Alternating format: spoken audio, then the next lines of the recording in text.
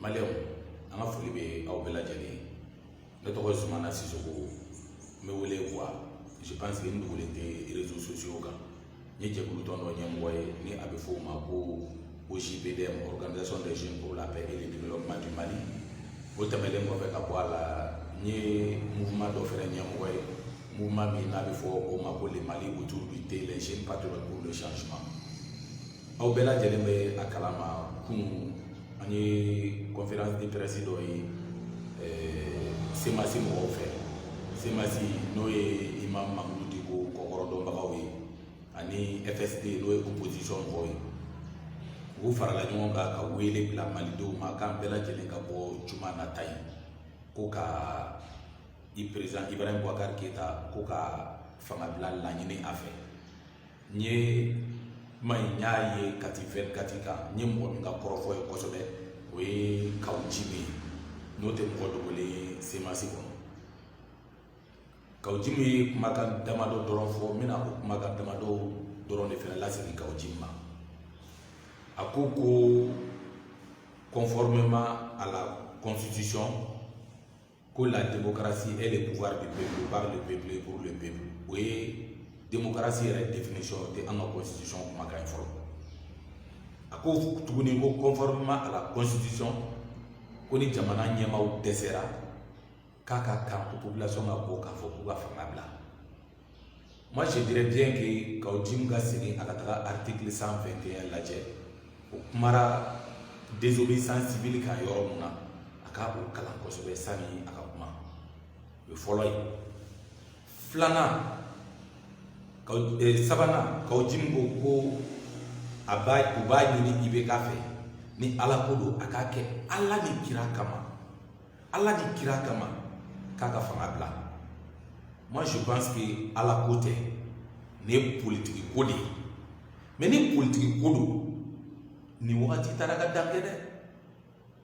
Ni wagati taara ka dan kɛ. Le peu qui nous reste du Mali, n fɛnɛ b'a ɲini aw fɛ a y'a kɛ Ala ni kira kama an ka o préserver. Le peu qui nous reste du Mali, an ka o préserver. Ala ni kira yɛrɛ kama. Ni ne ma ɲinɛ, ni ma fili, 2013 olu jɛkulu kelen mɔgɔw de ko k'an bɛɛ ka bɔ an ka voter président Ibrahim Boubacar Keita ye. An votera ye 2013, caman votera olu yɛrɛ ka wele de kama k'a fɔ ko silamɛw ye weleli kɛ ko silamɛ bɛɛ ka voter IBK ye. Bɛɛ bɔra bɛɛ votera. 2018 foyi bɛɛ ko foyi ma ɲɛ ka bɔ 2013 la ka na 2018 la. Ne bolo ni fɛn kun ma ɲɛ ka bɔ 2013 la ka na 2018 la, maliyɛn bɛɛ de kun kan ka fara ɲɔgɔn kan. Aw filɛ ka weleli min kɛ bi, o weleli de kun kan ka kɛ 2013 et 2018 ni cɛ kelen pewu ye k'a fɔ ko bɛɛ ka bɔ ka tugu Karimasina kɔ. An y'a di IBK ma, a dɛsɛra an ka di karisa ma pour que an ka bɔ gɛlɛya kɔnɔ. An ma se ka fara ɲɔgɔn kan, an si ma se ka o kɛ. N tɛ RPM na dɛ, n ma voté IBK ye, n tɛ mouvement de soutien na qui soutient aussi le président Ibrahim Boubacar Keita. N ye jɛkulu tɔnni dɔ de ɲɛmɔgɔ ye n'o ye association de a bɛ fɔ min ma ko Organisation des Jeunes pour la Paix et le Développement du Mali. Donc fɛn o fɛn bɛna ni bɛn ye a ka kan anw wajibiyalen don k'an da don o la, an ye récépissé sɔrɔ o de kama. Fɛn o fɛn bɛna ni jamana maracogo juguya a ka kan anw k'an da don o la. Mais balana ko ye min ye, fɛn o fɛn bɛ ka IBK ka tagali laɲini bi u bɛɛ lajɛlen tun b'a ka gouvernement bɛɛ kɔnɔ. An m'a si mankan mɛn k'u to gouvernement kɔnɔ. U si ma acte posé, acte min bɛna hɛrɛ lase jamanadenw ma ka u to gouvernement kɔnɔ. Ni min da donna tulu la, o ti kuma, ni min da bɔra tulu la, o de bɛ balafɔ ni jibefɔ daminɛ o wagati. An kan ka fara ɲɔgɔn kan wagati min na 2018 jeunes bɛ yen olu ye seere ye, an taara Umaru Mariko fɛ yen, an taara Clément Dembélé fɛ yen, an taara Zumana Sakɔ fɛ yen, an taara Mohamed Ali Bachili fɛ yen, an taara Cheikh Modibo Jara fɛ yen, an taara Musa Mara fɛ yen, k'u ka fara ɲɔgɔn kan ka kɛ jɛkulu ye ka candidat kelen pewu dɔrɔn labɔ, candidat kelen pewu, maliyɛn bɛɛ lajɛlen ka jɛ ka o soutenir pour que an ka sira da IBK ɲɛ. À l'exception Musa Mara dɔrɔn de sɔnna, sinon a tɔ si ma sɔn. Musa Mara sɔnna k'ale bɛ to kɔfɛ ko Cheikh Modibo ka kɛ candidat ye, sinon a tɔ si ma sɔn. A ye aw yɛrɛ kun fisaya ni jamana ye o donni kama. Bide Kangabo, Koka Presenta, Tagali Lani, au Fouite à marché. On me fouille à marché, moi, au bébé à comme. Semansi de Kara Sabapini à la Famalaou. Ça n'a pas été Semansi. Mamoudou Dioué Kabaïni en 2013. Au Kaujim, je pense qu'il y a des années Sabati 2010. A une campagne qui Ibeka en 2013. Ibeka Tara. Rien n'a marché. Aya Kele, Aya candidat mais choisi 2018. Malien beaucoup de au fait quoi il préfère continuer avec Ibeka. Ni Choueni Kera, ni Mayoro Reforé, Bamako connaît Choueni Makea. Il a été premier ici. On est voir million. Aïe que mes plats ni que mes nanana ni t-shirt uniforme. A passera à Tara Sira. Anga Sabali. Anga Sabali. Anga Munu Makala. Munu Tifen Kalama. Anga Hakli Soro. Anga Olu utiliser les dabla. Anga Olu Kelly dabla marionnette. Foka jamana ma frustré le. Jabulu font fait ni diminu di eka. Ni diminu courant body. Ni diminu sira body. Ni diminu lagada body. Ça dit ko beka fara nyonga le frustré. Hali munga jubi jamana la ko lu beka no ga fara nyonga. Mungu boloni wa haben daragira. U beka no ga fara nyonga. Kanga jebo ga fo ko président ta. Ko ga démissionner. Na démissionner la charia de côté. Ko assemblée président ko bina ko be élection organisée ni sangele che. Beba dokati ga élection terminé manana. No fene ibeka ga démissionner o ma o de be président chapo ya.